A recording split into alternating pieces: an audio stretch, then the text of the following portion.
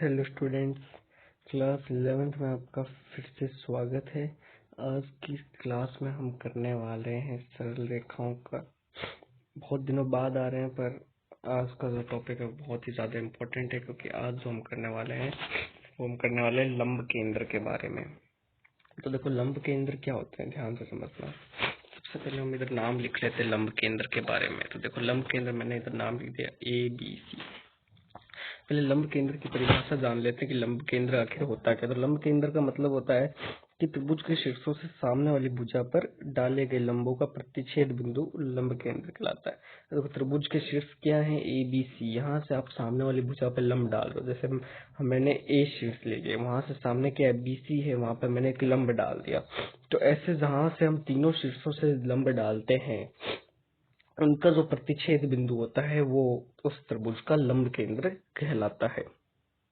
तो अब देखो, इसको निकालने का तरीका क्या है, इसको ध्यान से समझना। मैं इसको मान लेता हूँ x1, y1, x1, y1, और इसे मान लेता हूँ x2, y2।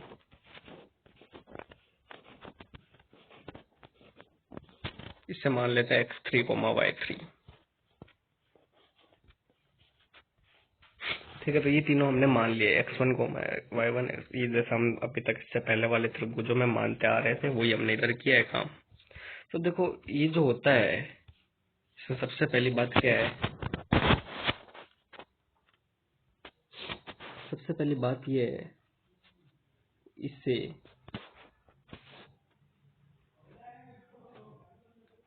इसे H से प्रदर्शित करते हैं।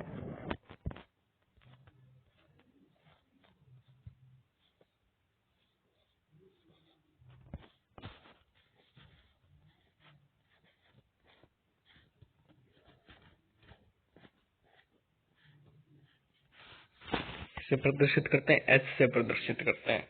तो अब देखो, दूसरी बात इसमें क्या है, दूसरी बात ये है कि ये जो हम लंब डाल रहे हैं तो वो परपेंडिकुलर है, यानी लंबवत है। तो आप क्या लिख सकते हो, एक चीज और हम यहाँ पे कर लेते हैं, काम आएगा। ये जो बिंदु है,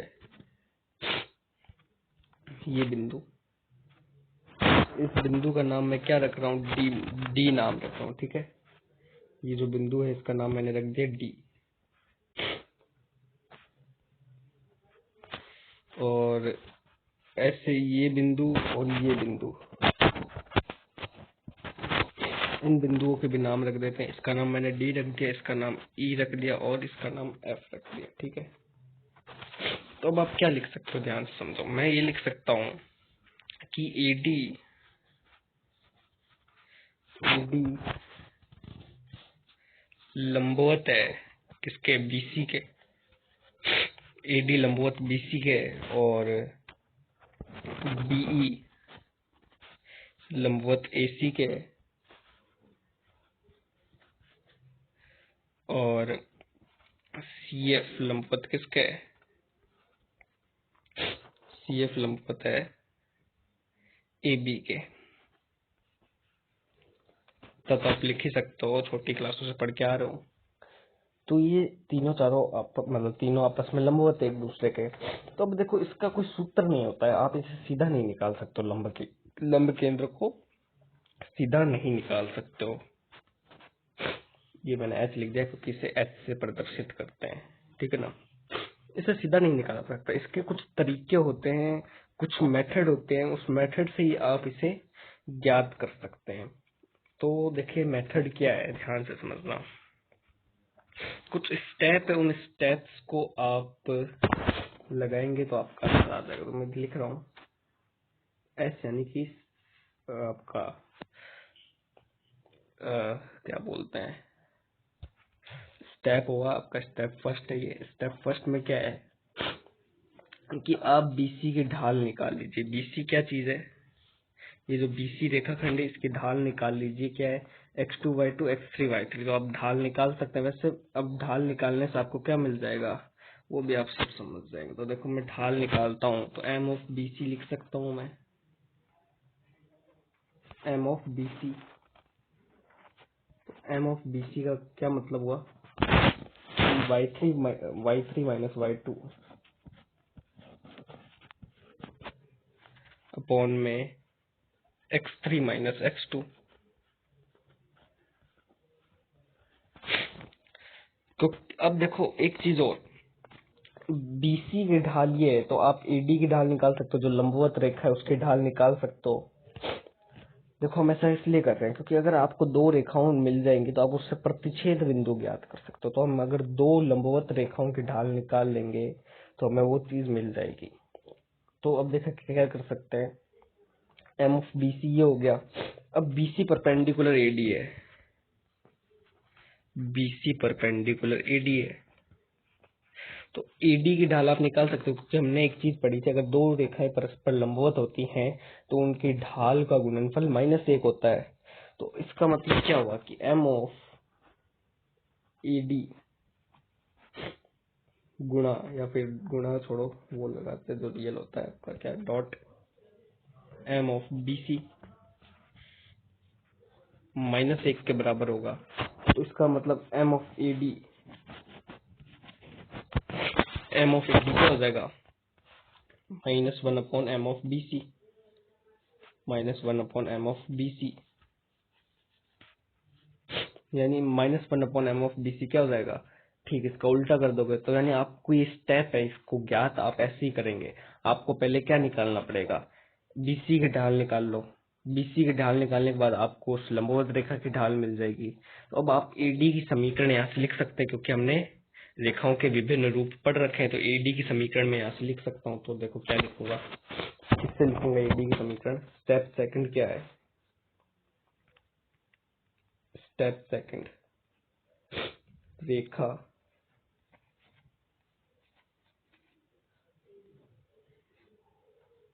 AD की समीकरण।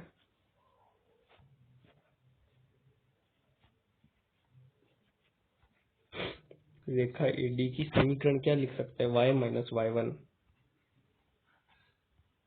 Equal to M of AD, यानी कि AD की ढाल x minus x1, x minus x1। तो यहाँ से आपको क्या मिल गई, AD की ढाल मिल गई। अब ऐसे ही AB निकाल लीजिए, AB की ढाल, और फिर वहां से CF की ढाल मिल जाएगी। तो CF की ढाल मिल रहे हैं स्टेप थर्ड। स्टेप थर्ड ये कहता है कि आप AB की ढाल निकाल लीजिए। आपको कोई भी दो भुजाओं की ढाल निकालनी है और उनकी जो लंबवत रेखा है उनकी ढाल निकाल लेनी है, उससे उससे उनकी समीकरण आ जाएगी। फिर उनका प्रतिच्छेद बिंदु आप निकाल लेंगे। 10वीं क्लास में पता ही प्रतिच्छेद बिंदु निकालते कैसे थे, विलोपन विधि से। तो यहाँ से ये हो गया, ये होगा y2 माइनस y1 और x2 माइनस x1। अब आपको पता है कि AB परपेंडिकुलर क्या है, CF क्या है। AB परपेंडिकुलर CF है, तो यहाँ से CF की समीकरण क्या आ जाएगी,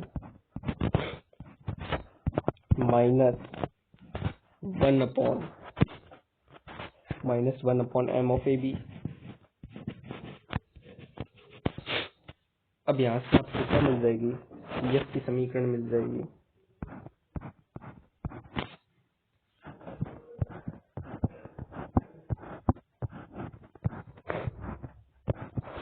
CF की समीकरण।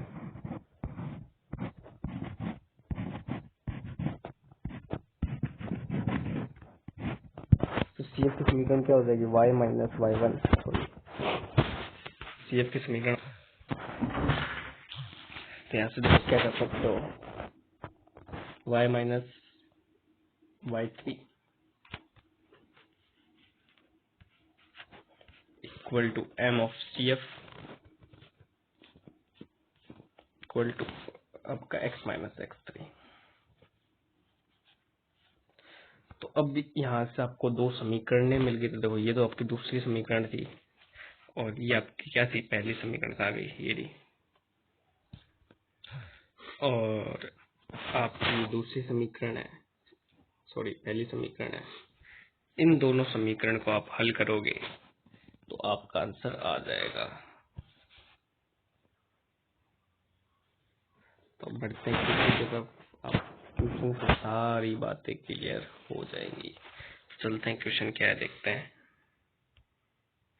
तो क्वेश्चन है कि त्रिभुज ABC में ABC का मैं वो निर्देशांक दे रखे हैं, तो लंब केंद्र ज्ञात करो। तो देखिए लंब केंद्र ज्ञात करने का तरीका क्या है। सबसे पहले तो आप एक काम करें, एक रफ डायग्राम बनाएं। उससे क्या होगा, आपका फायदा होगा।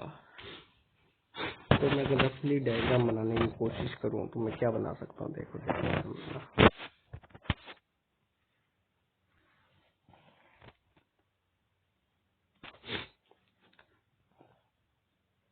तो ये कुछ हमारा त्रिभुज टाइप का लग रहा है, ठीक है। और ये हमारी लंबवत रेखाएं हो जाएंगी।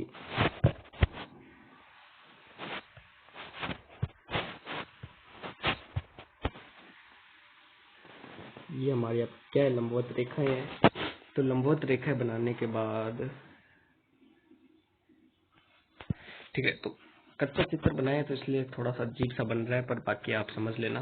देखो ए हमें क्या दे रखा है,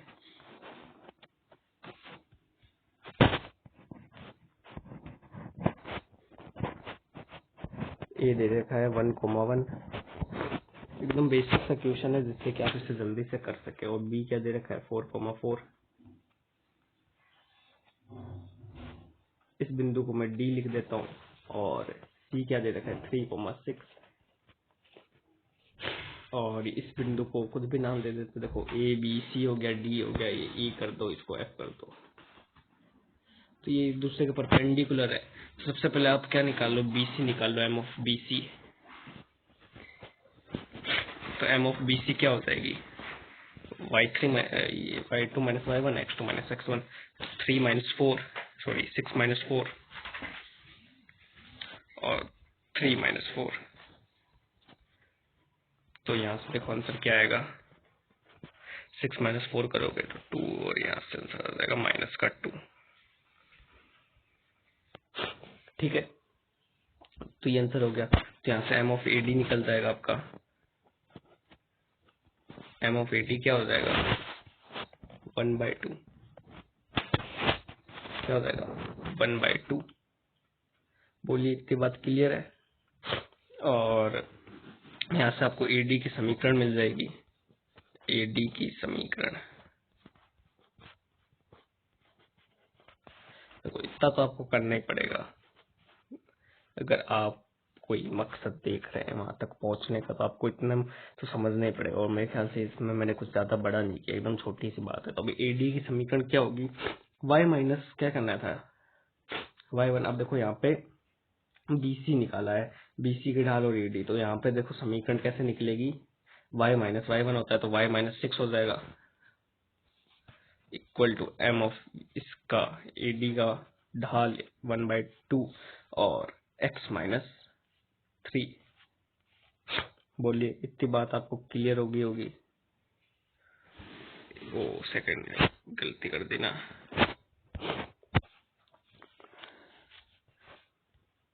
एडी समीकरण निकालने को हमें तो बिंदु ए रखने होंगे। मैंने गलती से सी की समीकरण लिख दी ना, सॉरी माफ करना।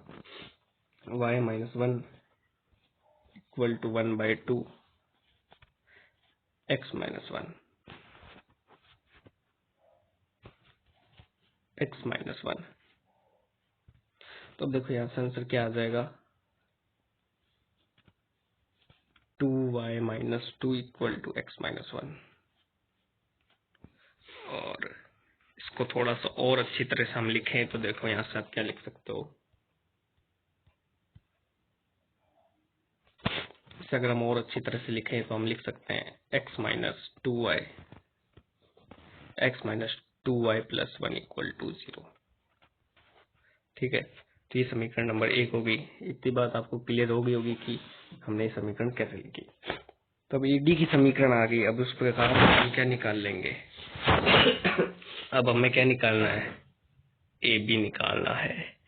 तो अब ए बी निकालना है, तो ए बी के सामने क्या है, या फिर ए बी निकालो या फिर ए सी निकाल लो, जो आपको मर्जी हो वो निकाल लीजिए, आपका आंसर आ जाएगा, कोई दिक्कत की बात नहीं होगी। तो एक काम करते हैं, आपके जो मर्जी वो निकाल लीजिए, मैं ए सी निकाल लेता हूँ।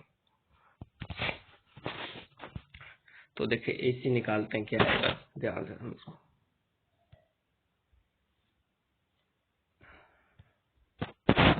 तो देखो एम ऑफ ए सी की ढाल क्या आएगी, 6 माइनस 1 अपॉन में 3 माइनस 1। तो यहाँ से क्या आ जाएगा 5/2। तो यहाँ से आपकी क्या बोलते हैं बी एफ की ढाल निकल जाएगी, एम ऑफ बी एफ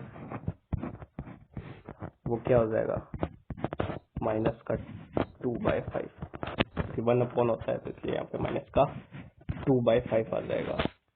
ठीक है, तो इतनी बात आपको क्लियर होगी। तो यहाँ से हम बी एफ की क्या लिख सकते हैं, समीकरण लिख सकते हैं। तो थोड़ा सा मैं इधर लिख देता हूँ, बी एफ की समीकरण देखो यहाँ पे लिखते हैं, बी एफ की समीकरण।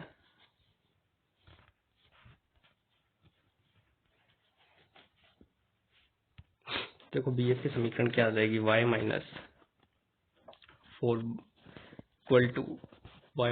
इक्वल टू माइनस का 2/5 x माइनस 4। तो इसको थोड़ा सा सॉल्व कीजिए, तो यहाँ से क्या आ जाएगा 5y माइनस का 4, 5y माइनस का 4 इक्वल टू माइनस का 2x प्लस का 8। तो अब देखो इससे हम सॉल्व करेंगे, तो देखिए क्या आता है। इसको मैं कॉपी कर लेता हूँ,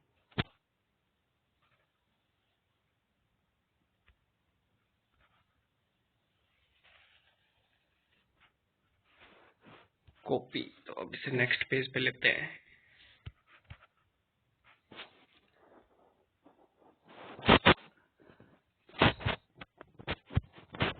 तो ये हमारा हमने भी लिखा था। देखो इसको थोड़ा सा और सॉल्व करते हैं, तो हमारा क्या आ जाएगा 2x प्लस 5y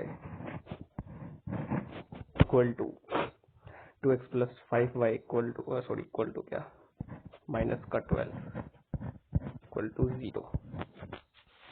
ये समीकरण नंबर 2 आ गई। अब समीकरण नंबर 1 क्या थी, समीकरण नंबर 1 थी x माइनस 2y प्लस, इसको भी कॉपी कर लेते हैं एक बार।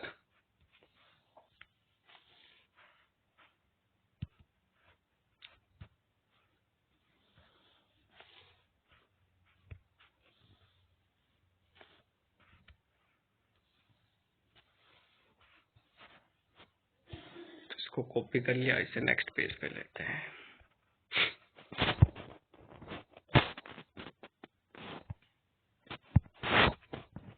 ये हमने लिखा था, इसको थोड़ा सा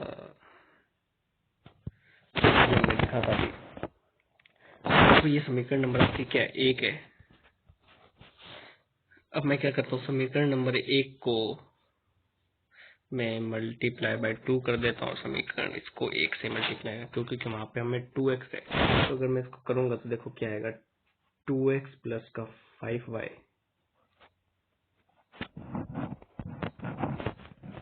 माइनस का 12 इक्वल टू 0, 2x माइनस का 4y plus 2 equal to 0, minus plus minus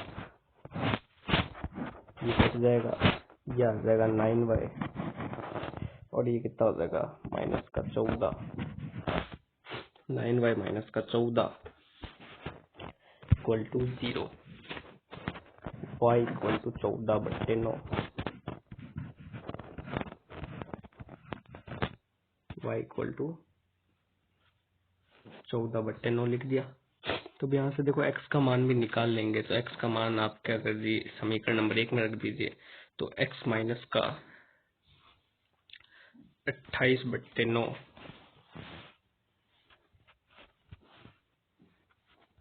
28/9 +1 equal to 0। तो यहाँ से देखो क्या आएगा, x इक्वल टू 28/9 माइनस का 1।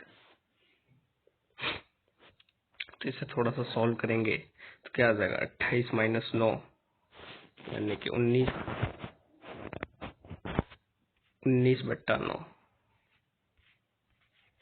तो यहाँ पे h क्या आ जाएगा, 19/9 और 14/9। तो मुझे लगता है कि आपको ये वाला क्वेश्चन एकदम अच्छी तरह से समझ में आ गया होगा, ठीक है ना। तो आंसर इधर मेरे को लग रहा है कुछ गड़बड़ हो रही है, अजीब सा आंसर आना नहीं चाहता, क्योंकि हमने जो निर्देशांक दिए तो काफी नॉर्मल से थे। एक बार मैं चेक कर लेता हूँ कोई गड़बड़ तो नहीं है ना, एम ऑफ बी सी इधर से तो कुछ गड़बड़ नहीं दिख रही। तो यहाँ पे ये देखो, ये थोड़ी सी गड़बड़ हो गई ना, छोटी सी गड़बड़ गेम बिगाड़ देती है, ये दिक्कत नहीं होनी चाहिए थी। यहाँ पे हमने थोड़ी सी गड़बड़ कर दी। ये देखो, मैं उस तरफ 5 भेजा तो 5y लिख दिया, यहाँ पे क्या आएगा 20 आएगा, और यहाँ पे क्या आएगा 8 आएगा। 8 तो खैर लिखा हुआ था। तो समीकरण आपकी क्या बनेगी, समीकरण आपके बनेगी यहाँ से, ये 20 होगा ना, ये 20 होगा। तो इसका मतलब ये सारी कट होएंगे, ये कट होएगा, ये कट होगा, ये कट हो जाएगा, ये कट हो जाएगा, ये कट हो जाएगा, ये कट हो जाएगा, और आपका x भी हटेगा, ये y भी। अब देखते हैं इसे ध्यान से करके। तो यहाँ पे 20 आ गया, तो इसे अगर मैं बढ़िया से लिखना चाहूँ तो 2x प्लस का 5y माइनस का 28 लिख सकता हूँ, कोई दिक्कत की बात नहीं है। अब देखो यहाँ पे आ जाएगा, यहाँ पे भी क्या आएगा 28 आएगा, और यहाँ से देखो आंसर क्या आ जाएगा 30। तो यहाँ से आंसर देखो क्या आ जाएगा 10/3 ये आंसर आएगा, ठीक है। तो 10/3 आ जाएगा। तो यहाँ से क्या लिख सकते हैं, समीकरण नंबर 1 में डाल दिए तो यहाँ से आ जाएगा 20/3,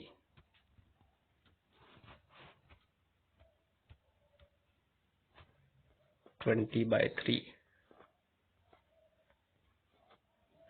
और उसको उस तरफ भेजेंगे तो क्या आ जाएगा 20/3 प्लस -1। तो यहाँ से आंसर क्या आ जाएगा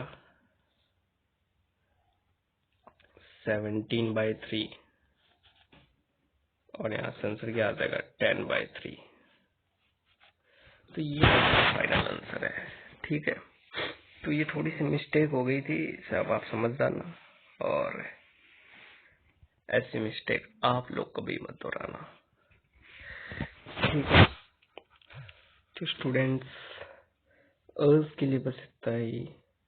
फिर हम मिलते हैं नेक्स्ट पार्ट में, जिसमें हम एक आखिरी केंद्र उसको पढ़ेंगे, और कुछ एक्स्ट्रा बातें हैं उसको भी करेंगे। तो आज के लिए बस इतना ही, फिर मिलते हैं हम किसी नेक्स्ट टॉपिक में जिसमें हम त्रिभुज का केंद्र और करेंगे। तो थैंक यू, आज के लिए बस इतना ही।